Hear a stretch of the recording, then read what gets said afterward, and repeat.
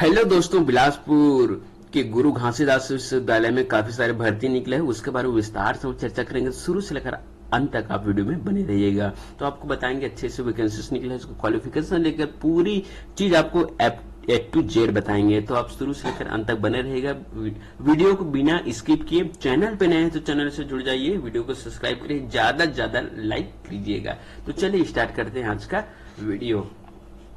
पहला हम देखें तो यहाँ पे गुरु घासीदास विश्वविद्यालय बिलासपुर में निकली 54 पदों पर भर्ती। ठीक है, काफी अच्छा भर्ती निकला हुआ है, वो भी गुरु घासीदास विश्वविद्यालय। कभी कभी ही निकलता है, बाकी तो सालों साल बेजान पड़ा रहता है। कभी कभी भर्ती निकलता है, उसके बाद तो क्योंकि विश्वविद्यालय में ही स्तर रहता है। ठीक है, फिर भर्ती नहीं निकलता तो काफी सारी डिमांड रहता है भर्ती कब आएगा। तो अच्छी बात है, गुरु घासीदास विश्वविद्यालय बिलासपुर में भर्ती निकला हुआ है। संस्था का नाम देखें तो गुरु घासीदास विश्वविद्यालय बिलासपुर रखा गया है।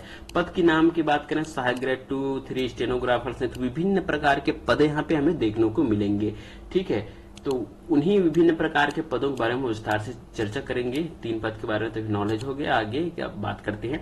पदों की संख्या 54 पद रखा गया, जैसे कि मैंने आप सभी को पहले ही बताया। कैटेगरी की बात करें, सरकारी नौकरी है कैटेगरी। आवेदन मोड की बात करें तो ऑनलाइन आवेदन मोड रखा गया है। नौकरी स्थान की बात करें तो छत्तीसगढ़ बिलासपुर में आपको नौकरी स्थान दिया जाएगा। अंतिम तिथि की बात करें 30 दिसंबर इसकी अंतिम तिथि रखा गया। जी हाँ, 30 दिसंबर इस 2024 का लास्ट साल का ये लास्ट महीना है दिसंबर, वो लास्ट डेट आपका रखा गया है। आगे बात करें ऑफिशियल वेबसाइट का www.ggu.se, ये आपका वेबसाइट है।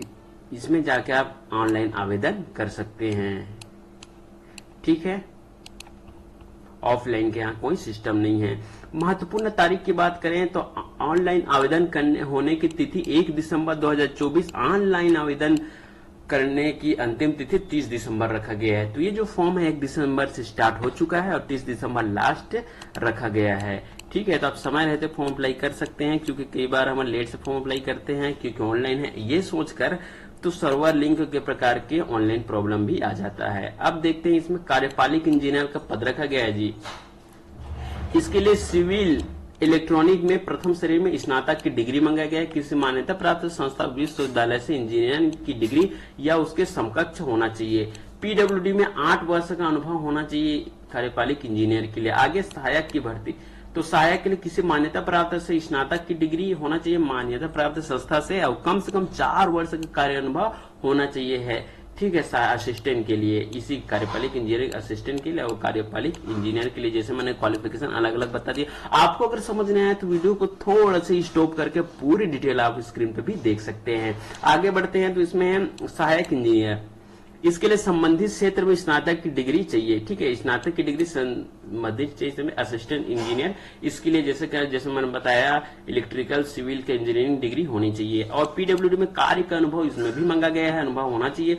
सहायक ग्रेड 2 की बात करें, किसी मान्यता प्राप्त संस्था से स्नातक की डिग्री होनी चाहिए। साथ कलर के रूप में 2 वर्ष का अनुभव होना चाहिए और हिंदी इंग्लिश टाइपिंग होनी चाहिए। ठीक है, हिंदी और इंग्लिश का टाइपिंग होना चाहिए। इसमें आपको स्पीड अच्छी खासी रहना चाहिए। अप्रोक्सीमेटली जहां तक मुझे पता है 5000 की डिप्रेशन और 8000 की डिप्रेशन हमेशा गवर्नमेंट एग्जाम में मांगा जाता है, उसका टाइपिंग स्पीड होनी चाहिए। अब बात करते हैं सहायक ग्रेड 3 का। सहायक ग्रेड 3 में मान्यता प्राप्त विश्वविद्यालय से स्नातक की डिग्री होनी चाहिए, हिंदी इंग्लिश का टाइपिंग होना चाहिए, कंप्यूटर चलाने में सक्षम होना चाहिए, जो कि मैंने पहले बताया 5000 टू 8000 की डिप्रेशन इसमें होनी चाहिए आपका स्पीड।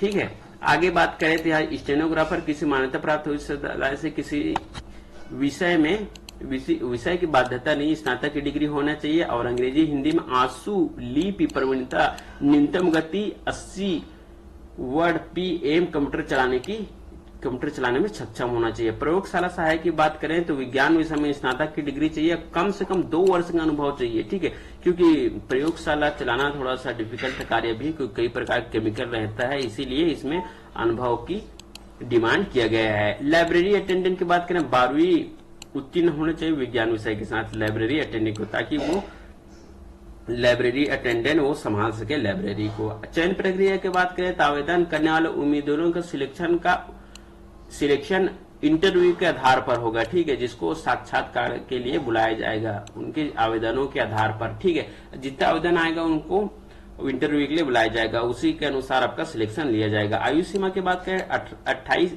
21 से लेकर 28 वर्ष से इसका आयु सीमा रखा गया है, ठीक है। लेकिन आप विशेष कैटेगरी में आते हैं, जैसे कि आपका कैटेगरी ST SC है और आप दिव्यांग है, तो आपको 5-5 साल की छूट मिलेगा। इसके लिए आपको स्पेशली आयु में छूट लेने के लिए आपको जाति प्रमाण पत्र वहां पे सबमिट करना होगा, जो सक्षम अधिकारी द्वारा बनाया गया हो। अब इंपॉर्टेंट टॉपिक की बात करें, सैलरी कितना मिलेगा, तो आपको स्टार्टिंग सैलरी 10,000 से लेकर 20,000 आपको स्टार्टिंग सैलरी देखने को मिलेगा।